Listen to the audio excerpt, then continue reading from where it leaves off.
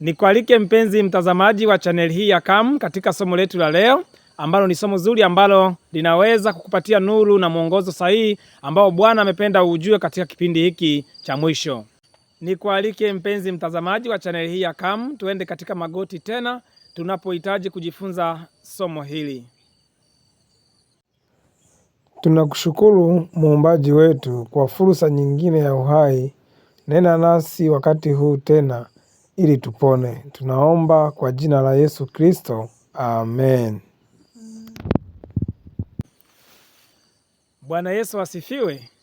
Katika siku ya leo tutaweza kujifunza somo ambalo linasema maana ya matengenezo katika kanisa la Waadventista wa Sabato.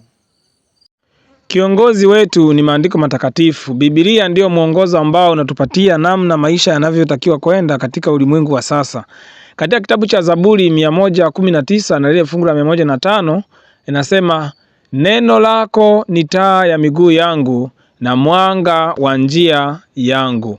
Neno la Mungu, Biblia ndiyo mwanga. Biblia inaposema kwamba katika kitabu cha Ufunuo 19 na ile aya ya 10 inapo Biblia inaelekeza kwamba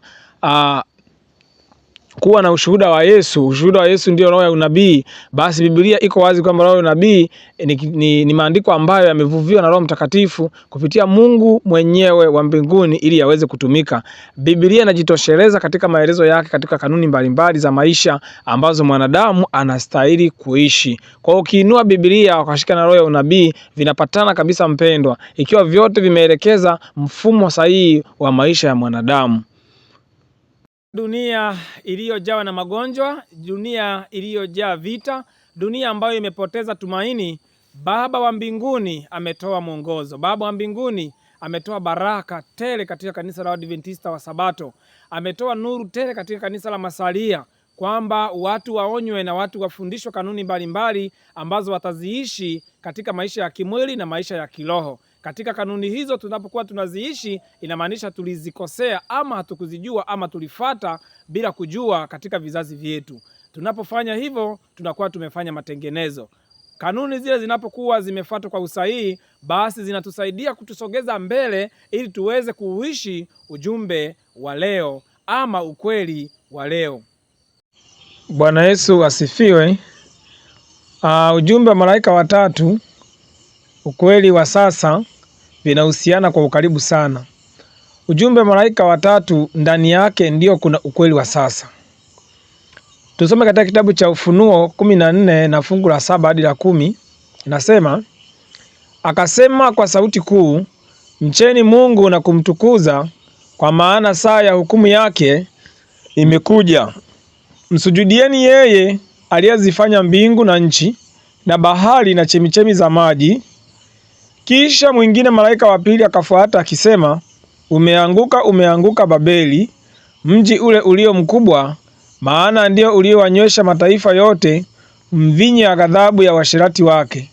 Na mwingine watatu, malaika watatu akafuata akisema kwa sauti kuu, mtu awaye yote akimsujudu huyo mnyama na sanamu yake na kuipokea chapa katika kipaji cha uso wake au katika mkono wake, yeye naye atakunywa katika mvinyo ya ghadhabu ya Mungu iliyotengenezwa pasipo kuchanganywa na maji katika kikombe cha hasira yake, naye atateswa kwa moto na kiberiti mbele ya malaika watakatifu na mbele za mwana kondoo.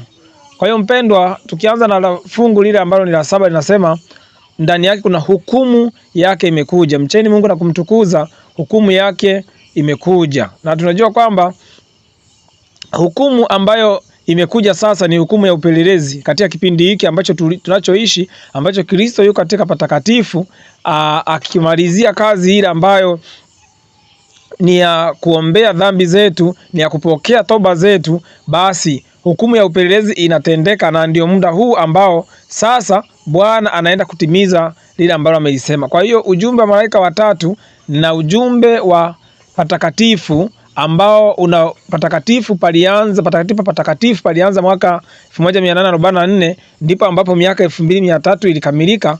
Unahusiana kabisa ndani yake na amri 10 za Mungu Nimekosea. Hicho kilikuwa ni kipindi ambacho Waisraeli walifanya matengenezo mbalimbali na watu wa Mungu wakawa wakimtumikia Mungu wakipitishwa katika hali mbalimbali za kuweza kuendana na asili. Sasa katika kipindi cha giza pia, baada ya zama za giza, kuna wainjilisti mbalimbali walifanya matengenezo, mfano John Huss, Jerome, William Miller, Martin Luther. Kwa kipindi chao walipata nuru na kuitetea kwa ukataa upagani ulioingizwa kanisani na kupokelewa kama Ukristo na Rumi. Watu hao hawakukubali neno la Mungu likanyagwe chini hata kifo. Walibaki na msimamo imara wa kiroho katika ibada na walikuwa wana matengenezo wa kweli.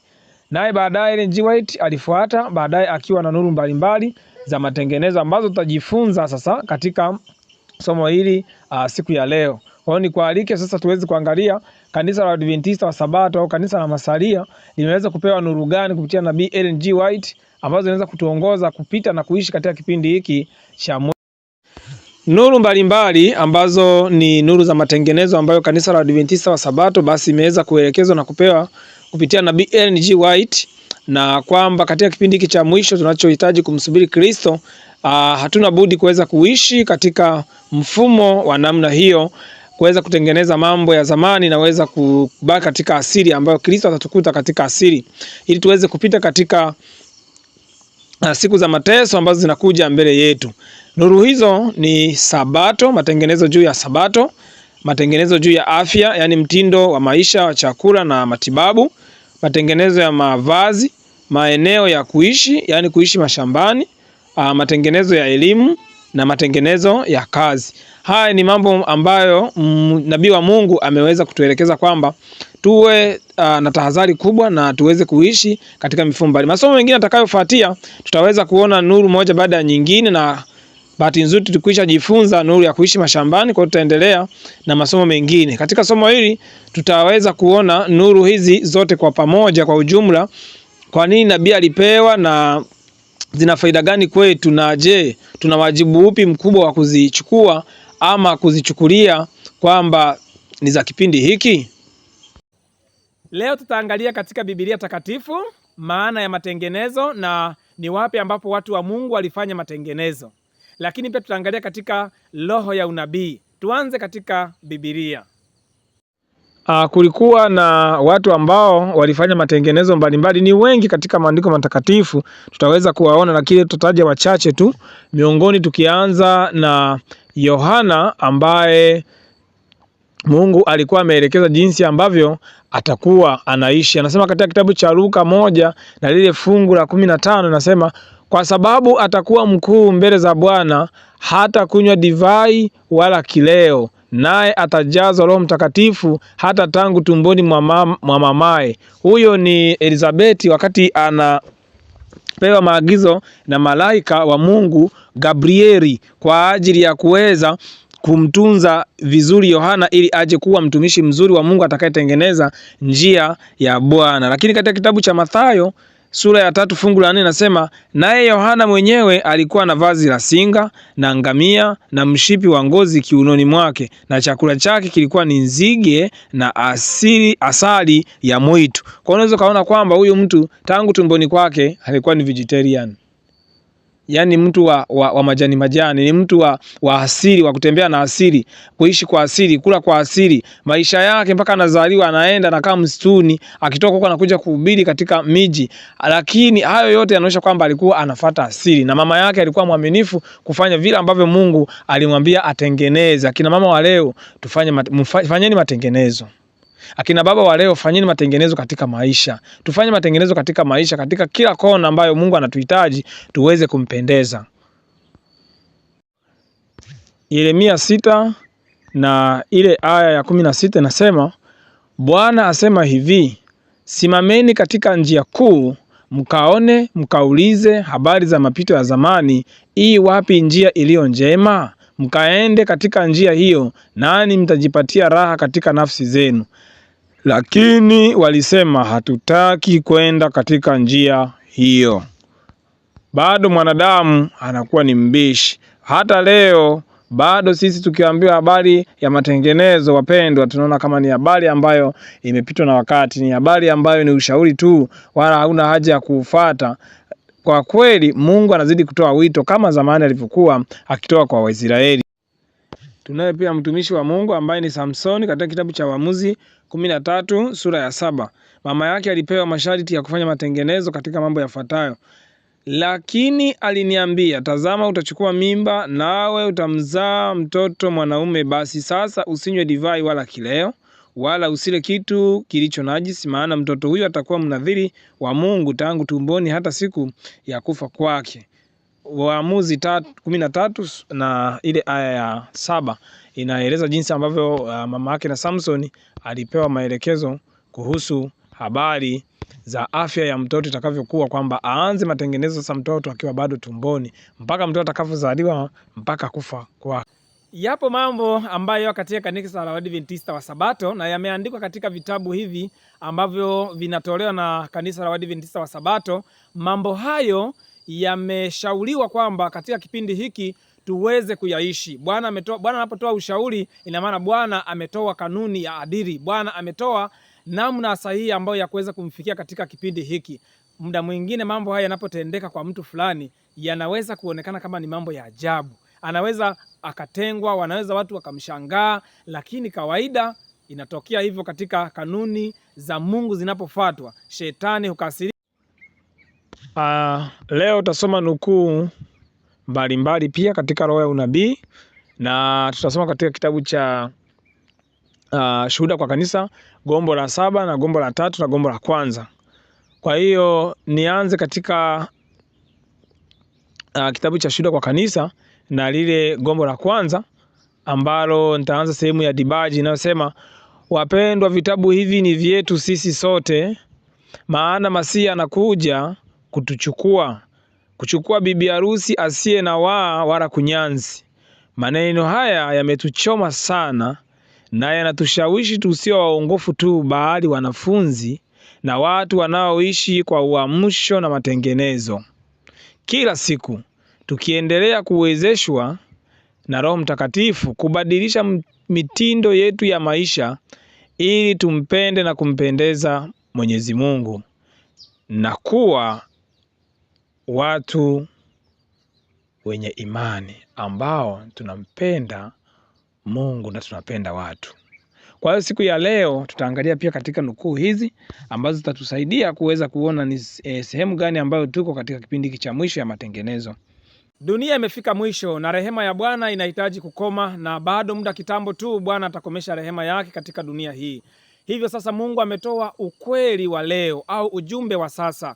Ili tuweze kufanya ujumbe huo, wapendwa, ni lazima tuishi katika matengenezo. Ni lazima tutengeneze kanuni za asili ambazo tumeziharibu, ama kwa kujua ama kwa kutokujua, ama kwa kufata vizazi vya nyuma yetu. Kwa hiyo Bwana anahitaji turekebishe maisha yetu ili tuweze kufikia pale ambapo anahitaji tufike. Hilo ndilo neno matengenezo. Kitabu cha maandiko ya awali katika sura inayosema wajumbe. Katika hii sura, mpendwa, ukurasa huu wa 63 aya ya kwanza na aya ya pili inasema, niliona umuhimu wa wajumbe kuwa makini, hasa kukesha na kuona ushupavu wa kila aina popote unapoweza kuibuka. Shetani anatushambulia pande zote, na kama hatutakuwa makini na kuzigundua hila zake na mitego yake na kuvaa silaha zote za Mungu, mishale ya mwovu iwakayo moto itatuunguza. Kuna ukweli mwingi, sikiliza kwa makini mpenzi mtazamaji. Kuna ukweli mwingi katika neno la Mungu, lakini ukweli wa leo ndiyo unahitajika kundini. Niliona hatari ya wajumbe wanaoweka kando mada muhimu za ukweli wa leo na kukawia juu ya masomo ambayo hayalengi kuunganisha kundi na kutakasa moyo. Hapo shetani atapata kila nafasi iwezekanavyo ili kuharibu kazi ya Mungu.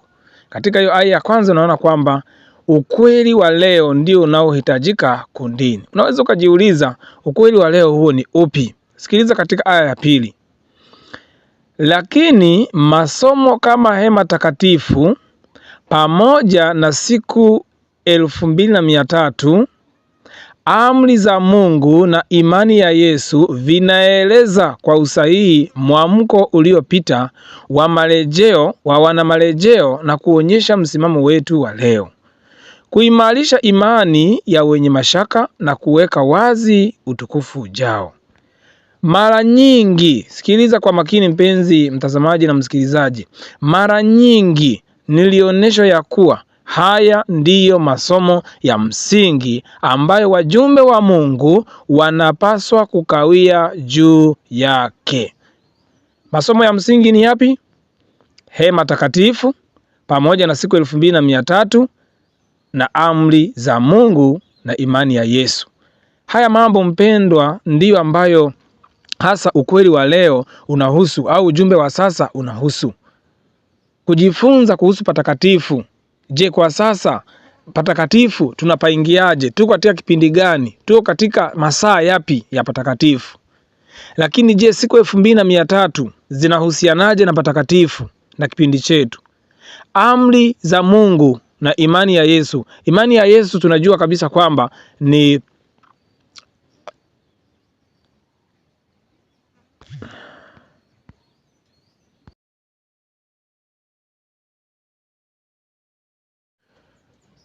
katika kitabu cha Shuhuda kwa Kanisa, gombo la 7, ukurasa wa 137, aya ya kwanza. Matengenezo ya kila wakati lazima yawekwe mbele ya watu, na kwa mfano wetu lazima tutekeleze mafundisho yetu. Dini ya kweli na sheria za afya huenda pamoja. Dini ya kweli na sheria za afya huenda pamoja. Mpenzi mtazamaji na msikilizaji, dini iliyo safi ni lazima iendane na kanuni za afya. Dini inapoingia moyoni, dini inapoingia akilini, akili hiyo hiyo huchukua asili ya mwili.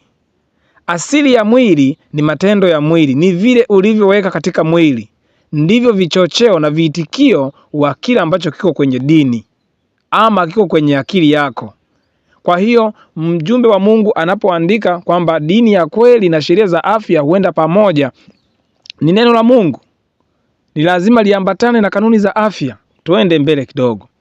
Haiwezekani kufanyia kazi wokovu wa wanaume na wanawake bila kuwasilisha kwao hitaji la kujitenga na dhambi za kutokuwa na kiasi. Kumbe kutokuwa na kiasi katika mambo fulani fulani ya afya ama ya chakula ni dhambi. Watu wengine wamekuwa mara nyingi wakiuliza, kwani usipokula nyama, kwani usipokula samaki, kwani ni dhambi? Sijasema hata mimi ni dhambi, ila neno la Mungu limesemaje? Turudie hii sentensi. Haiwezekani kufanyia kazi wokovu wa wanaume na wanawake bila kuwasilisha kwao hitaji la kujitenga na dhambi za kutokuwa na kiasi wanazoziendekeza, ambazo huharibu afya, hudhoofisha roho na huzuia ukweli wa kiungu usivutie akili. Wanaume na wanawake lazima wafundishwe kuchukua mtazamo wa kuwa waangalifu na kila tabia na mazoea, na waweke mbali mara moja vitu ambavyo husababisha hali mbaya ya mwili, na hivyo kuweka kivuli cha giza katika akili. Kumbe vile ambavyo mwili umekula, vile ambavyo mwili umekunywa, ndivyo ambavyo mwili utakuwa na uwezo aidha wa kulibeba neno ama kulikataa neno. Kwa hiyo kama umekula vibaya, umekunywa vibaya, mwili, vichocheo vyake vitasababisha mwili usivutiwe, usitengeneze akili ya kuvutiwa na neno la Mungu. Tuendelee mpenzi msikilizaji.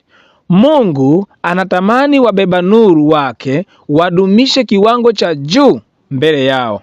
Kwa kielelezo na mfano, lazima washikilie viwango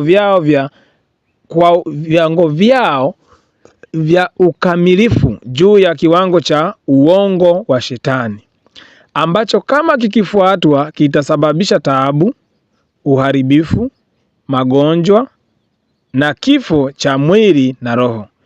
Hebu wale ambao wamepata ujuzi wa jinsi ya kula na kunywa na kuvaa ili kutunza afya wawape ujuzi huu watu wengine.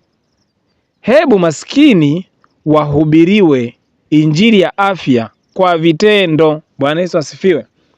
Mara nyingi masomo ya afya yanapokuwa yanatolewa kwenye effort, kwenye mikutano mbalimbali, semina mbalimbali, yanakuwa yanazungumzwa, lakini muda mwingine hata anayezungumza hajaanza kufanya kile kitu kivitendo nyumbani kwake au yeye mwenyewe.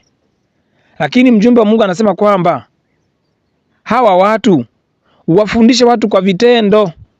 Maana yake hata katika mahubiri yetu Waadventista wa Sabato, katika semina zetu, basi inatakiwa vile vitu vya mahubiri ya afya, mafundisho ya afya yanayotolewa yale, basi yaonekane katika kivitendo. Sisi wenyewe tuyaishi katika yale mazingira tunayokuwa tunatolea ile elimu. Anasema kwamba ili wapate kujua jinsi ya kuutunza vizuri mwili ambao ni hekalu la Roho Mtakatifu. Bwana Yesu asifiwe. Mpendwa, wakati huu sio wakati ambao ni wa mahojiano.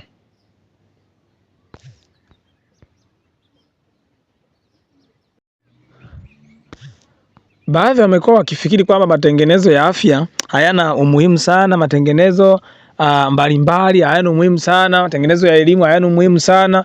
Lakini mpendwa, niweze kukuambia jambo moja kupitia kitabu cha Shuhuda kwa Kanisa, gombo la kwanza, ukurasa wa 488.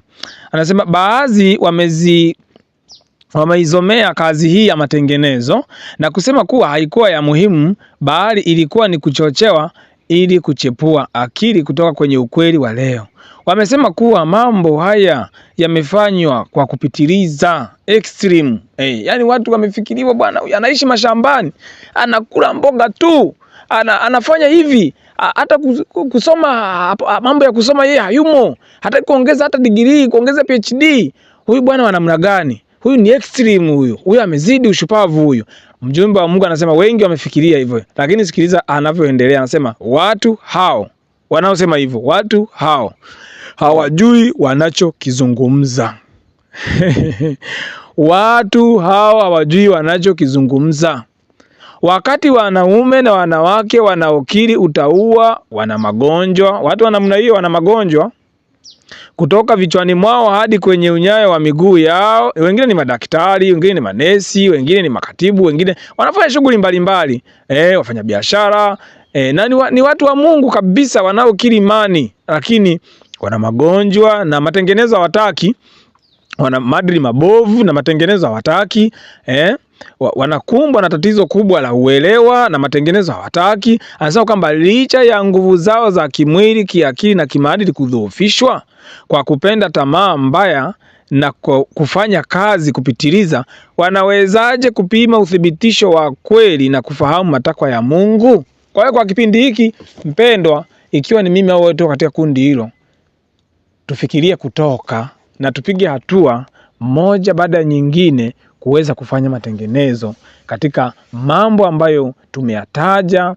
katika siku ya leo, katika video hii, ili tuweze kupiga hatua. Tunapokuwa kinyume na kufikiria kwamba matengenezo ni jambo baya, basi tunakuwa tumekaribisha elimu ya kidunia, na elimu ya kidunia itatupeleka katika upotevu. Mungu wa mbinguni aendelee kunena nawe, Mungu wa mbinguni aendelee kunena nami. Shuhuda kwa Kanisa, gombo la 3, nitasoma mstari mmoja katika ukurasa wa 473, ile aya ya 3. Kuna umuhimu mkubwa wa matengenezo kati ya watu wa Mungu. Kwa hiyo kama ambavyo mjumbe anasema, watu wa Mungu wa siku za leo, matengenezo ni muhimu mpendwa. Wala tusipuuzie, wala tusiweze kuchukulia sauti za watu wachache au watu wengi wanaosema kwamba ni ushauri, ni mashauri tu ya Mama White. Mpendwa, hiyo kauli hiyo si nzuri. Ni vizuri tafakari vizuri. Hakuna sehemu ambayo imeandikwa mashauri ya Mama White yachukuliwe tu kwamba ni mashauri tu. Zipo shuhuda nyingi ambazo ameziandika, ni ukweli wa leo, ni ujumbe wa sasa kabisa. Kwa hiyo mpendwa, tuchukulie kwa umakini mkubwa matengenezo kama watu wa Mungu wa kipindi hiki cha mwisho.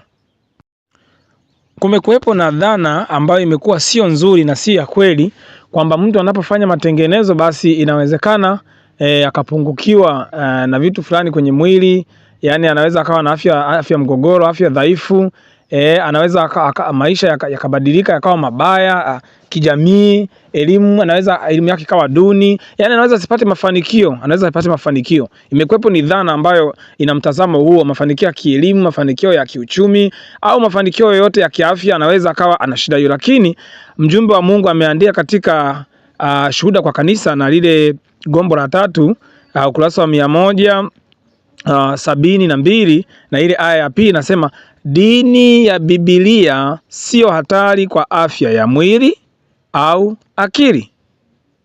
Mpendwa, unaweza ukaona kabisa wewe mwenyewe hapo nasoma, na unaweza ukachunguza wewe mwenyewe tena ukatafuta kitabu hicho ukasoma kwamba dini ya Biblia sio dini ambayo ni hatari kwa afya wala akili, bali inajenga. Kama sio hatari, maana yake inajenga. Kwa hiyo asikwambie mtu yeyote, mwanasayansi yoyote, mtaalamu mmoja tu wa kidunia, amesoma tu elimu ya kidunia, amejua tunatibu hivi, tunatakiwa ule vyakula vitamini B na hivi, lakini hayo yote Biblia imesema na imeelekeza vizuri. Asikutishe. Cha msingi, soma maandiko matakatifu, soma roho ya unabii. Hayo vitakuongoza, vitakupatia mwongozo wako,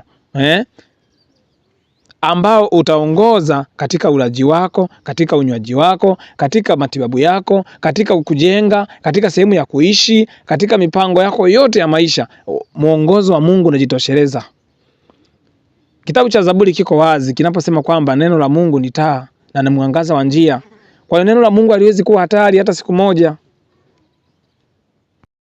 Shuhuda kwa Kanisa, gombo la 7, ukurasa wa 136 na ile aya ya 4. Bwana amekuwa akitumia kanuni hizi mstari kwa mstari, na ikiwa tunazikataa kanuni hizi, hatukatai mjumbe anayezifundisha, bali tunamkataa yule ambaye ametupa kanuni hizo. Mpendwa, aliyetupatia kanuni hizi ni Mungu wa mbinguni kupitia mjumbe wake Ellen G. White. Kwa hiyo kusema ni mashauri tu ya Mama White. Anasema hatumkatai Mama White, hatumkatai dada White, hatumkatai nabii Ellen G. White, tunamkataa Mungu wa mbinguni. Neno lile linatumika, lililotumika kumkataa Mungu wana wa Israeli wakati wanapingana na Musa. Mungu anasema hawajakukataa wewe, wamenikataa mimi. Neno hilo linapatikana katika kitabu hiki cha Shuhuda kwa Kanisa, gombo la 7, kwamba tunapopuuzia, tunapokataa kanuni za afya, tunapokataa kanuni mbalimbali za ulaji na unywaji, kanuni za matibabu za asili, Mungu anasema tunamkataa yeye, sio mjumbe aliyetoa haya. Habari za kulalamika, wapendwa, na kusema kwamba inawezekana kweli mtu akapata shida ya afya, akapata changamoto yoyote, si unaona fulani wanatoa mifano fulani, inawezekana fulani alikosea, hakufuata utaratibu, alienda extreme, alizidi. Au inawezekana fulani wewe unamtazama katika mtazamo huo, yeye yuko sahihi. Kwa hiyo mpendwa, hebu tuweze kujikumbusha kidogo, Israeli walifanyaje? Kitabu cha Shuhuda kwa Kanisa na ile gombo la 3 kurasa 171 na aya ya 2 na 3 inasema, tunao mfano wa Israeli ya zamani ambao ni onyo kwetu sisi kwamba tusifanye kama wao. Historia yao ya kutuamini na uasi imeachwa kwenye kumbukumbu kama onyo maalum kwamba hatupaswi kufuata mfano wao wa kunungunika kwa mahitaji ya Mungu. Kwa hiyo Mungu hatuwezi sisi kwanza kunungunika kama maelekezo ndio haya, hapa tutakonda, hapa tutapata changamoto fulani. Hapana mpendo, hapana. Katika aya inayofuata inasema Mungu hana upendeleo, lakini katika kila kizazi wale wanaomcha Bwana na kutenda haki wanakubaliwa naye. wakati wale wanaonung'unika, wasioamini na waasi hawatapata kibali chake wala baraka zilizoahidiwa kwa wale wanaopenda ukweli na wanaotembea ndani yake. Wale ambao wana nuru na hawaifuati, lakini wanapuuza matakwa ya Mungu, watakuta kwamba baraka zao zitabadilishwa kuwa laana na rehema zao kuwa hukumu. Mwadventista msabato wa siku ya leo, nuru ya afya, nuru ya matibabu, nuru ya kuishi mashambani na nuru mbalimbali, matengenezo ambayo tumeyataja yote hayo, kwamba kwetu tunaojua na tukaacha kufanya inakuwa ni hukumu, na tukitii inakuwa ni rehema.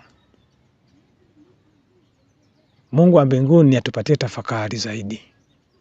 Ni jambo zito. Bwana azidi kunena nasi. Kitabu cha Shuhuda kwa Kanisa na gombo la 7 na ukurasa wa 62 aya ya 2 inasema, kila upande tunaona wale ambao wamekuwa na nuru na maarifa mengi wakichagua uovu badala ya mema, bila kufanya jaribio la kujirekebisha, wanazidi kuwa wabaya zaidi. Lakini watu wa Mungu hawapasi kutembea gizani, wanatakiwa kutembea katika nuru, kwani wao ni wana matengenezo. Kwa hiyo mpendwa, wewe ni mwana matengenezo, mimi ni mwana matengenezo. Ukikubali tu kuwa mtu wa Mungu, ukikubali tu kanuni za Yesu, wewe ni mwana matengenezo. Anasema kwamba jaribu angalau kufanya marekebisho kidogo. Lakini kama sifanyi hivyo, kazi yangu mimi ni kupinga na kuona wale wanaofuata kwamba labda wana dini shupavu, dini yenye itikadi kali. Mpendwa, anasema kwamba mimi au wewe tunazidi kupotea taratibu na tunaelekea kwenye hali mbaya zaidi. Wito wangu siku ya leo, mpendwa, katika masomo yatakayofuatia, Mungu akijali, tutakuwa na mtiririko wa matengenezo mbalimbali ambayo Mungu amependa kanisa lake la kipindi cha mwisho, na watu wanaopenda kusikia sauti ya Yesu, sauti ya Kristo, wasikie. Kutakuwa na mtiririko wa masomo mbalimbali ya matengenezo. Hapo tunaweza kuona matengenezo hayo na tukaweza kusoma katika vitabu ya Roho Nabii na kusoma katika maandiko matakatifu, Biblia. Tutaona yanatutaka tufanye nini. Nikupe wito kwamba iwe ni rai, iwe ni ombi kutoka mbinguni, au iwe ni rai kutoka mbinguni ikikuonya na ikinionya mimi kwamba tusipuuzie. Tutafute vitabu hivyo kweli tuweze kuvisoma, ambavyo vitatajwa katika masomo haya na vitabu vingine. Tutafute maandiko matakatifu tukiyachunguza siku kwa siku, tuone yalivyojaa matengenezo mbalimbali, ili tuweze kuendana na ujumbe wa leo, ili tuweze kuubeba ujumbe wa sasa. Bwana akubariki sana, na Mungu wa mbinguni awe pamoja nami, awe pamoja nawe katika masomo mengine. Endelea kutafakari wewe, mpe na jirani yako, ipatie na familia yako. Mungu akubariki sana. Unaweza ukajiuliza swali, haya matengenezo yaanze na kina nani? Jibu lipo. Shuhuda kwa Kanisa gombo la 1 ukurasa wa 466 aya ya 2. Wachungaji na watu lazima wafanye maendeleo makubwa katika kazi ya matengenezo. Wanapaswa kuanza bila kuchelewa kurekebisha tabia zao mbaya za kula, kunywa, kuvaa na kufanya kazi. Bwana Yesu asifiwe. Wachungaji na watu washiriki na watu wengine ambao sio Waadventista wa Sabato, nao wanaalikwa kufanya matengenezo. Anasema kwamba niliona kwamba wachungaji wengi hawajaamka juu ya mada hii muhimu. Wote hawapo mahali pale ambapo Mungu angewataka wawe. Matokeo yake ni kwamba wengine wanaweza kuonesha matunda kidogo tu ya kazi yao. Wachungaji wanapaswa kuwa mifano kwa kundi la Mungu, lakini hawako salama kutoka katika mitego ya Shetani. Hao ndio wale ambao atatafuta kuwanasa ikiwa anaweza kufaulu kumrubuni mchungaji mmoja kutoka katika usalama wa mwili, na kwa kufanya hivyo kugeuza mawazo yake kutoka kazini au kumdanganya kwa kuzingatia hali yake ya kweli mbele za Mungu, ametimiza mengi. Bwana asifiwe sana. Kwa hiyo wachungaji na washiriki wote wanaalikwa kwamba wengi wanapofanya hivyo wanapiga hatua moja mbele ya kutokuamini. Mwishoni wanarudi, na wanaporudi wanakuwa hali zao zinakuwa ni zaidi. Ndio wanaweza kuwatazama watu wengine kwamba sasa ni kama extreme. Ni kuarike kwamba mpendwa, usiwe katika kundi hilo. Ikiwa wewe ni mchungaji unasikiliza na kutazama video hii, Mungu wa mbinguni akujalie kusikiliza na kusoma kwa makini katika vitabu hivi vya Mama Ellen G. White pamoja na Biblia, kuona umuhimu wa matengenezo. Nakushukuru sana kwa kutenga muda wako mpenzi mtazamaji. Sasa chukua tena muda mwingine kwa ajili ya kutafuta vitabu vya Ellen G. White. Vimeandikwa vitabu vile juu ya cover utaona vimeandikwa Ellen G. White. Soma kitabu ambacho kimeandikwa na Ellen G. White, alafu soma na Biblia, utaweza kuona ukweli ulioandikwa na ukweli ambao umedhihirishwa wazi na Mungu mwenyewe kwa ajili ya kukuandaa wewe ambaye inawezekana kabisa hausali, inawezekana wewe ni Muislamu, inawezekana wewe ni Mlokola au Pentekosta, inawezekana wewe ni Mwalasi, Roman Catholic au ni Mwadventista Msabato. Unaweza kupata ujumbe ambao utakufaa katika kipindi hiki. Leo Bwana anawito kwetu sisi sote kupitia kitabu cha Marko 1:3. Bwana anasema, sauti ya mtu aliaye nyikani, itengenezeni njia ya Bwana, yanyosheni mapito ya zamani. Turudi katika zama za zamani, turudi katika asili yetu katika muundo wa elimu, asili yetu katika muundo wa mavazi, asili yetu katika muundo wa maisha ya afya, matibabu na chakula. Asili mbalimbali ndizo ambazo Mungu anapenda tuzirejeshe ili tuweze kuona uso wake katika wakati huu ambao Kristo yuko patakatifu akimalizia huduma ya maombezi kwa ajili ya kututakasa. Bwana wa mbinguni aendelee kututetea.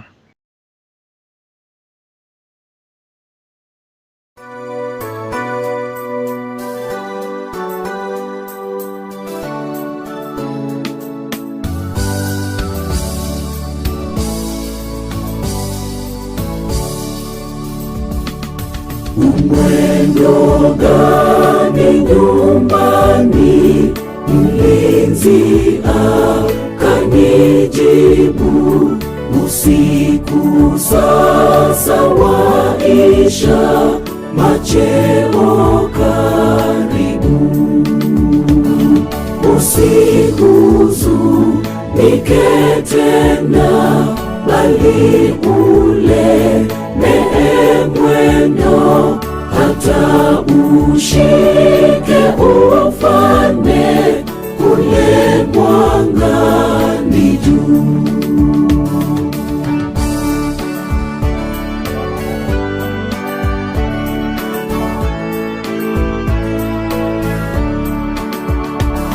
Na tena niliuliza, nchi yote ikajibu, sasa mwendo watimika, milele karibu. Usihuzunike tena, ishara kuu uzasonga, na viumbe vyangojea sauti ya Bwana.